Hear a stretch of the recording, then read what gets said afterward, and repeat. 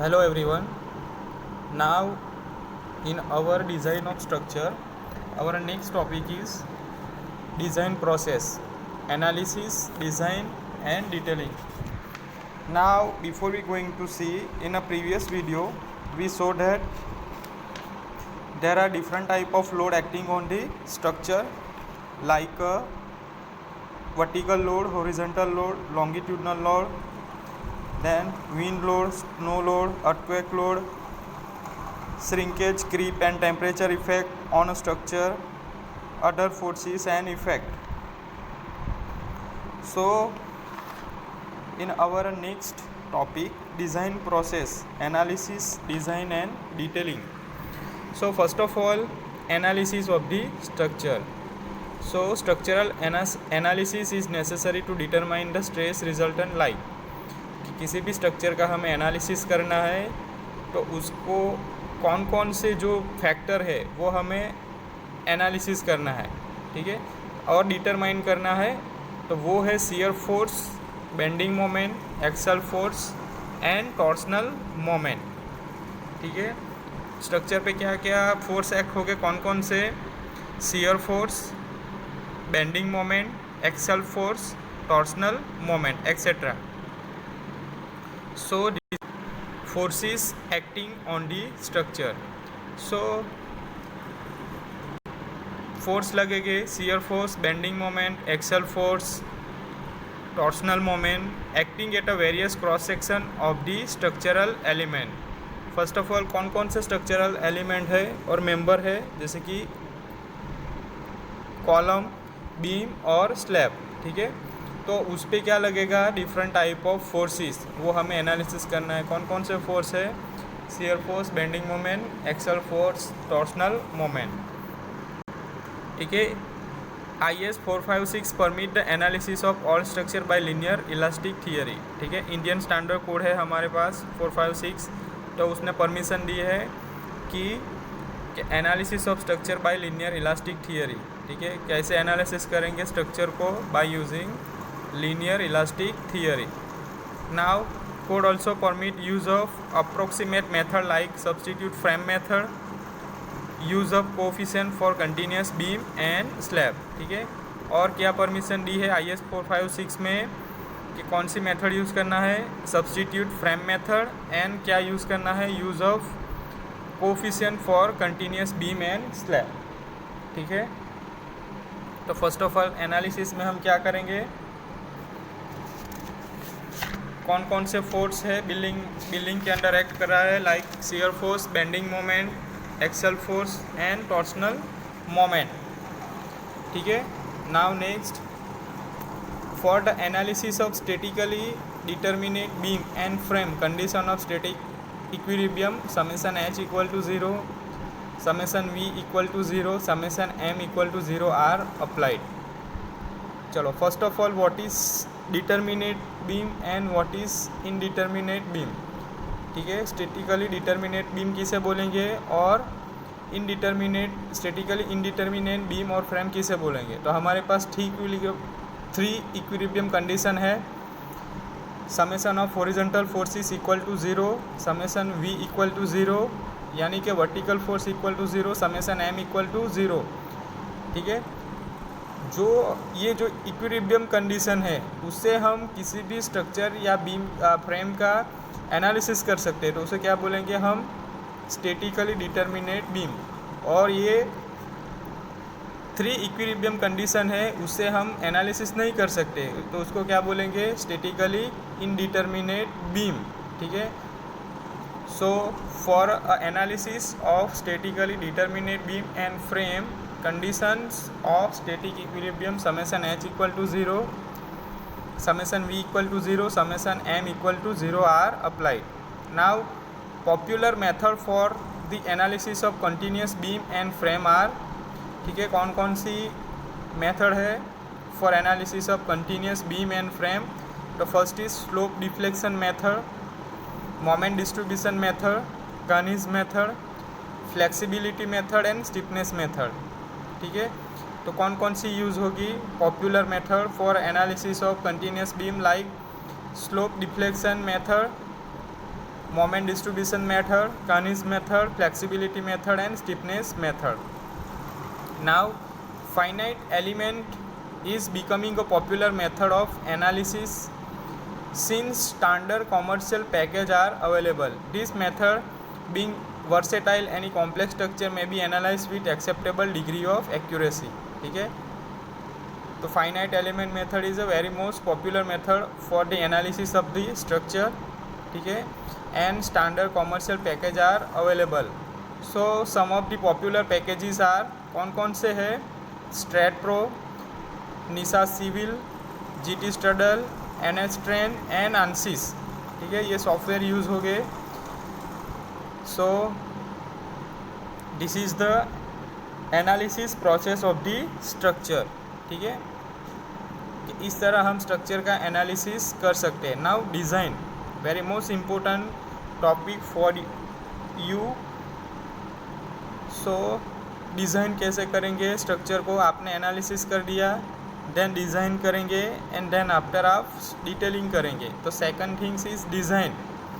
So a systematically plan structure should satisfy the functional requirement of the client and should B aesthetic with needs and architect. ठीक है, तो first of all design में क्या है?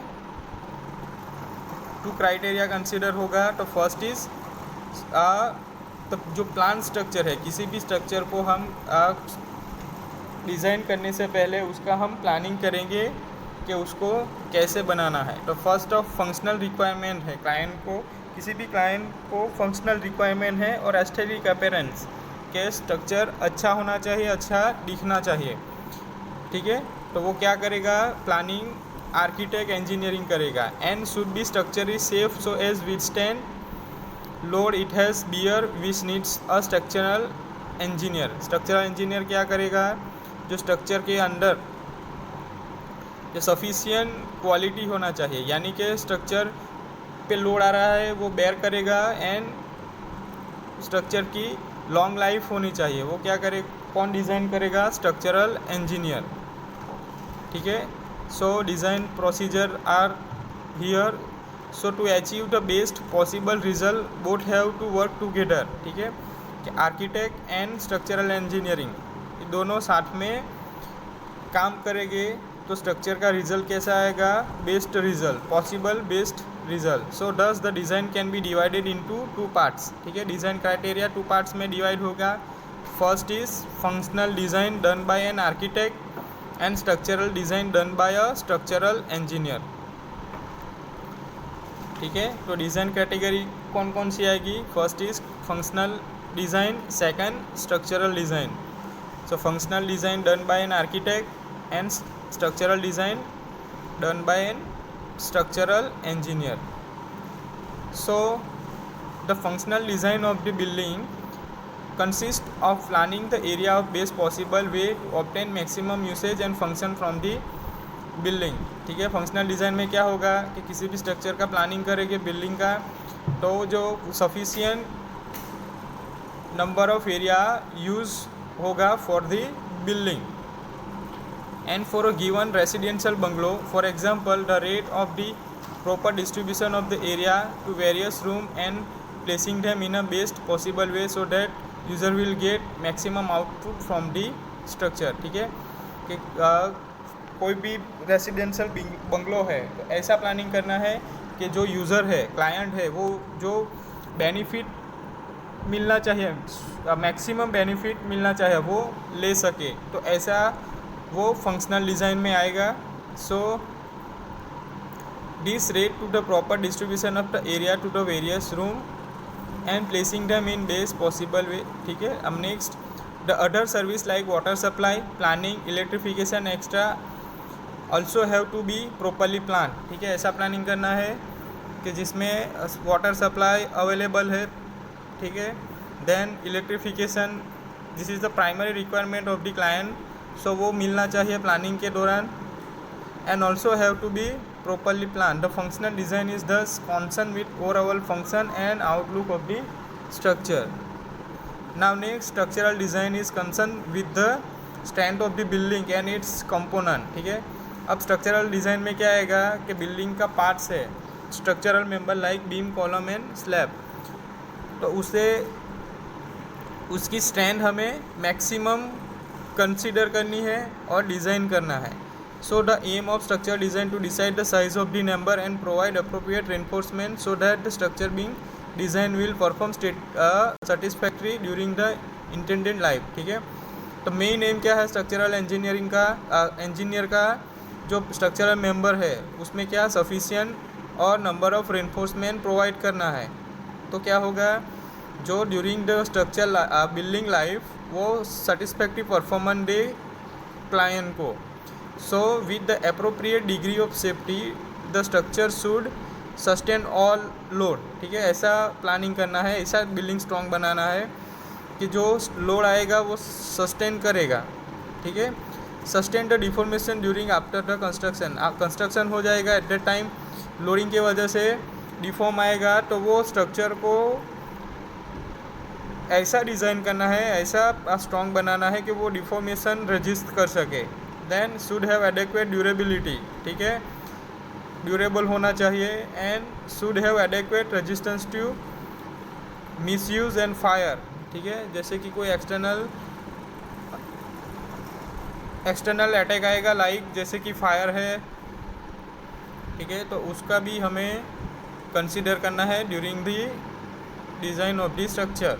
So the general structural framework with which a structural engineer is concerned usually consists of load bearing masonry structure, RCC frame structure and steel frame structure. ठीक है,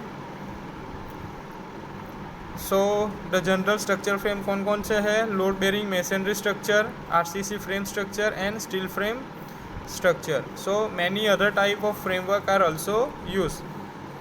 The choice of the type of framework depend on site condition, architectural planning of the building, safety and economy requirement, building regulation and client desire also play an important role in framing the building. ठीक है, कौन कौन से criteria consider करेंगे during framing the building. तो first is site condition, architectural planning of the building, safety and economy requirement, then building regulations and last is client desire.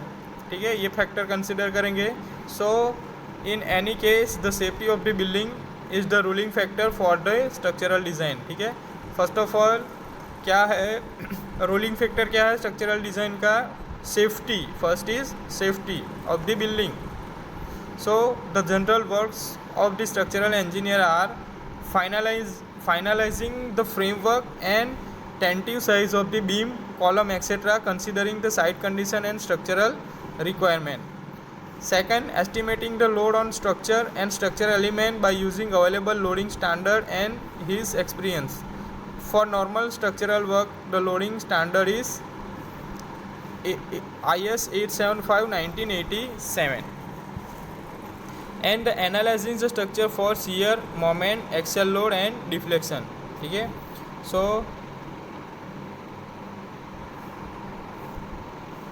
so this is the general work for a structural engineering.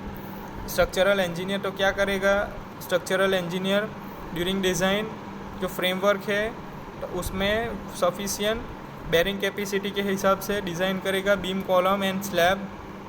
Then building पे कौन कौन से load आएंगे वो calculate करेंगे, estimate करेंगे, उसके हिसाब से वो स्ट्रक्चरल मेंबर को डिज़ाइन करेंगे. ठीक है, देन जो स्ट्रक्चर में शियर आ रहा है, मोमेंट आ रहा है, एक्सेल लोड आ रहा है, डिफ्लेक्शन आ रहा है, उसका एनालिसिस करेंगे. देन आफ्टर डिज़ाइन करेंगे. सो this is the main general work for structural engineer. Now next is designing the structural member like beam, column, footing, slab, shear wall etcetera. ठीक है, अब क्या करेगा, एनालिसिस हो गया. देन आफ्टर क्या करेंगे, डिज़ाइन करेंगे. कौन कौन से स्ट्रक्चरल मेंबर को डिज़ाइन करेंगे. So beam, column,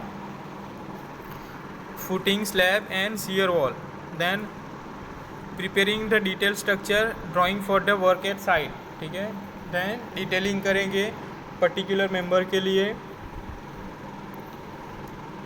checking the work done by the contractor when it work in progress. ठीक है, ड्यूरिंग वर्क होगा, कॉन्ट्रैक्टर चेक करेंगे इट इज़ सूटेबल है कि नहीं for a given structure. So the architect prepare the useful and beautiful outlook of the structure. ठीक है, architect क्या करेगा, एस्थेटिक अपीयरेंस, बिल्डिंग कैसा दिखना चाहिए, ब्यूटीफुल।